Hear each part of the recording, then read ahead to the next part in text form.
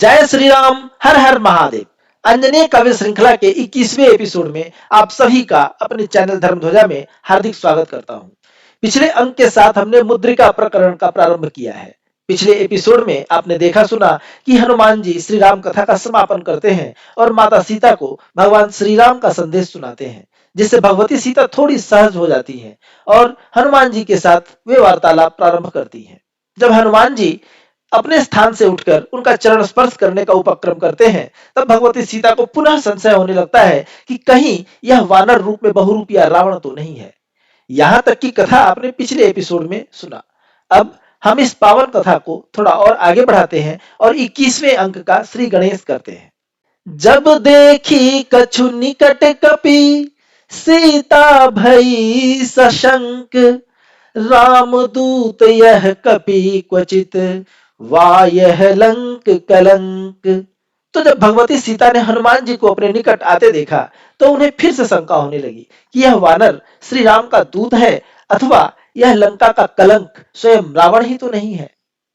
आह सहज ही कर विश्वासा, किए सरल उर आत्म प्रकाशा, जातु धान खलु मायाचारी, कपट वेश बहु इच्छाधारी, दंडक वन रावण जब आवा, साधु वेश खल आप बनावा, सोई मारीच धरी मृग काया, राम बाण जिन्ह हरि हहि माया, मृदुल वचन मुख हृदय कटारी, कपट धर्म धारी खलचारी, संभव यह रावण बहुरूपा, वा किंकर स्वामी अनुरूपा, वा रघुवर किंकर यह वानर, आवहि लांघि अजस रत्नाकर, कहीं सत्य यह राम कहानी, जो रस ना आवेशित वाणी, सुभग सार्थ शुभ संयत वाणी, रहित विकार सहज विज्ञानी,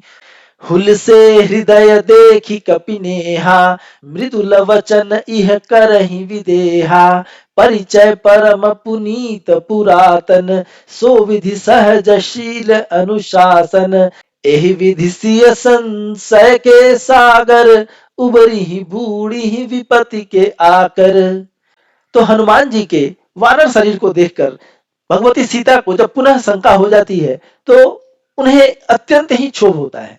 वे सोचने लगती हैं कि आह, मुझ पर धिक्कार है जो मैंने इतनी सहजता से इस वानर पर विश्वास कर लिया और अपने हृदय को खोलकर इस बहुरूपीय के समक्ष रख दिया, क्योंकि यह वानर रूप में कोई राक्षस है।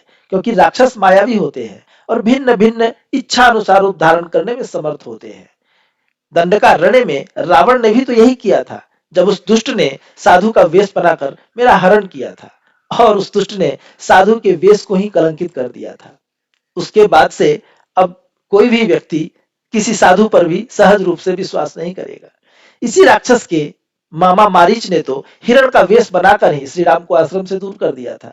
ये राक्षस जरूरत के हिसाब से मीठा तो बोलते हैं, परंतु इनके हृदय में सूल होता है। कपट करना ही इन निशाचरों का धर्म है। अतः संभव है कि यह रावण ही है या रावण का ही कोई अनुचर है, जो अपने स्वामी का कार्य सिद्ध करने के लिए यहाँ पर इस बहुरूप में आया है। अथवा यह भी संभव है कि यह सचमुच ही श्री राम का ही कोई दूत हो, जो उस अनंत महासागर को लांघकर यहाँ पर रावण के सिर पर पैर रखकर पहुंचा है। जिसने इस वानर ने जो श्री राम की जो कथा सुनाई है, वह भी बिल्कुल सत्य है, यथार्थ है, और इसके मुख से वह कथा सुनकर तो यही प्रतीत होता है कि इसके जिह्वा पर स्वयं सरस्वती वास करती हैं। इसकी वाणी शुद्ध है, संयत है, सार्थक है और शुभ है। इसके मुख पर विकार के कोई लक्षण नहीं है। मेरे प्रति इसका भाव भी शुभ लग रहा है। इसको देखकर मेरे मन में भी स्नेह का प्रस्फुटन हो रहा है। इसके मीठे वचनों से मुझे अपार हर्ष का अनुभव हो रहा है। इस वानर को देखकर तो यही लगता है जैसे मेरा इसके साथ कोई बहुत ही पुराना परिचय हो। इसी प्रकार भगवती सीता संशय के सागर में पुनः डूबने और उतरने लगी।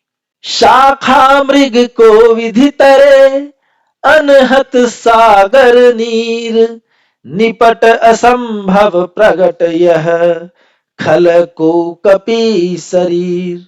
तो भगवती सीता सोचती हैं कि यह है तो वानर, फिर इसने उस अथाह महासागर को भला कैसे लांघ लिया।